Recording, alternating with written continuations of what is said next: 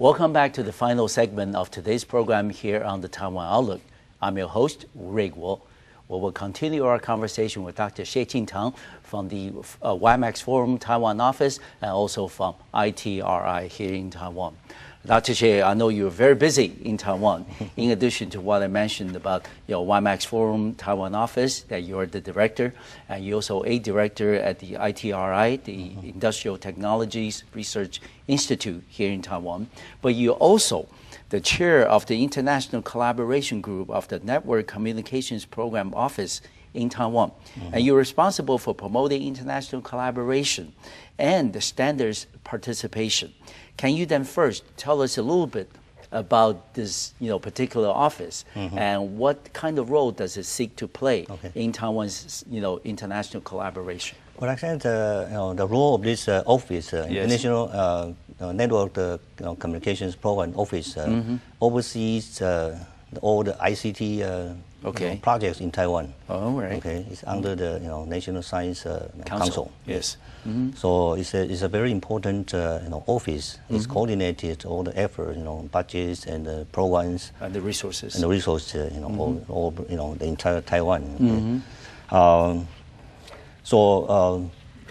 And my job in this as office the chair of the is the chair of International Collaboration. Yes. So the office will visit foreign country or some companies or universities 1 or 2 times a year to seek. That's quite a bit. Yes. Yeah, quite a bit. And also the purpose is to through interaction try to develop opportunities for to work together. Together cooperation. So this is the third. It's a 5 years, third 5 years period for this program. So we also know that in the telecom industry, it is very important to promote an international standard that's applicable everywhere. Do you think that is, making significant progress in terms of, making an international standard that's universal across the board? I think that's very important. Instead of communication, I think without a standard, you cannot communicate. No, right? that's true. So instead, it's very important for Taiwan to participate. Yes. Actually, the first class companies is a leader in standard. Yes, of course, you set the standard. Yes, you set a standard. Yes. Usually, when the standard is defined, they have product already. Yeah, of course. Okay, so others will follow. Yeah, others follow. Okay. Yeah. So that's why Taiwan has made significant improvement in the last few years. Yes. I can start. I said about 4 years ago, I organized AO2 the 16th meeting in Taiwan. That's a standard for WiMAX. Okay. Okay. And at that time, I think that's a turning point of the Taiwan's participation in the international standards. Okay. So in that organization, the AO2 the 16th, right now Taiwan probably has 40 or 50 members, voting members in the organization, and ITRI alone will probably have 15 to 20 votes. And so Taiwan is very well recognized in that respect, and also has quite an influence in the standard organization. Standard setting. Yes. And Dr. Hsieh, we know that the development of research, especially in the telecom sector, sometimes it's very sensitive, because this is my breakthrough, this is my patent, this is my product.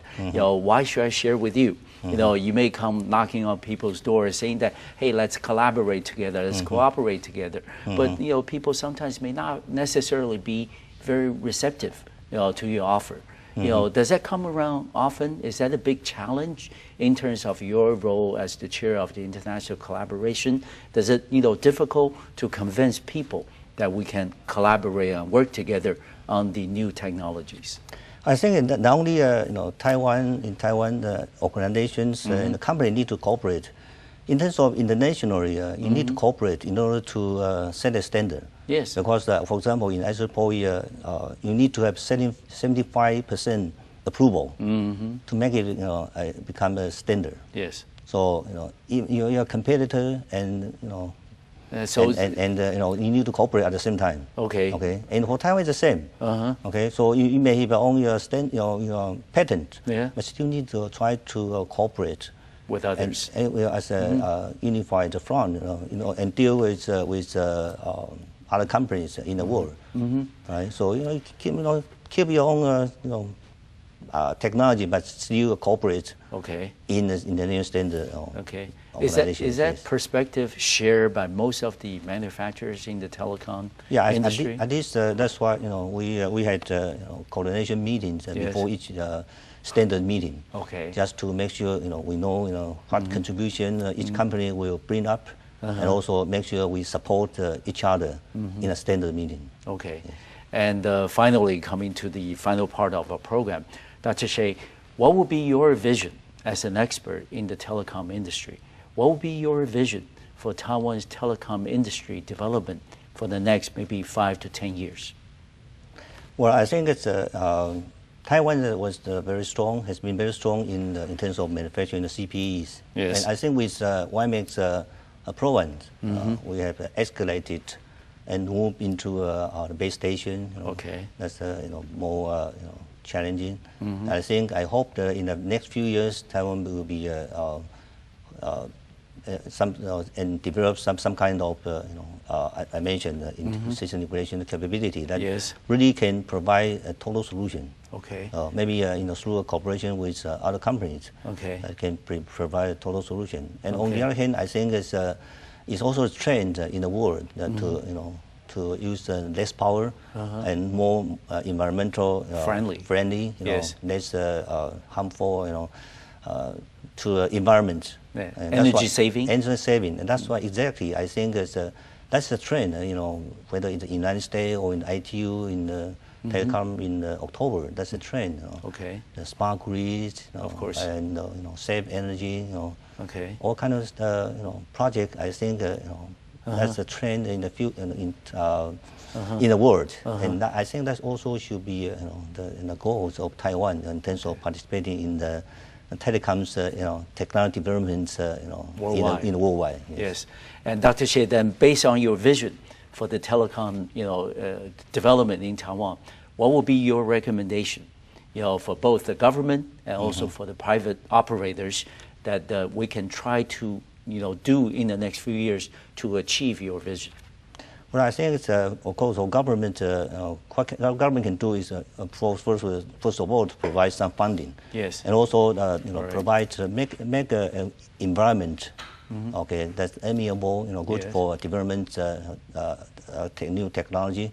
And also coordinate with the operators, really to have concerted goals in terms of the operation, application, technology development, deployment. And together, with a unified goal, to make it happen. And we also talked about earlier about the possible cooperation with Chinese operators. Of course, cross-strait relations is a very important issue here in Taiwan. Do you see the areas that you mentioned earlier as possible cooperation with China still able to hold for the next 5 to 10 years in terms of telecom, industrial cooperation? I think as started last year, there was cross-strait telecom forum. And actually the last one was held in Taiwan. 2 weeks ago. 2 weeks ago in Taiwan. And I think the trend will continue because I think it's it should be beneficial to each other through a cooperation, through the strength of each party, to really together form a stronger coalition and. Not only in the China market, but also globally. I think that's possible. I believe the cooperation will continue. Good. And finally, Dr. Hsieh, that we are a leader. Taiwan is a leader in WiMAX technology. Can we export the technology to elsewhere, like Southeast Asia? There have been companies approaching Taiwan to cooperate. With Taiwanese company, with ITRI, and to develop technology and also to manufacture the product in their country. We've been approached by India, Indonesia, and the Brazil government, Brazil industry. They ask the same question. So we might be cooperating with Russia in the future. We could be the leading country that provides WiMAX technology worldwide. Thank you very much, Dr. Hsieh, for being on the program. I certainly enjoy me personally a lot about the latest developments here in Taiwan on WiMAX and telecom industry. Thank you very much. Thank you. I want to thank the viewers for watching our program today. I'll see you next time on MacroView Television. Thank you.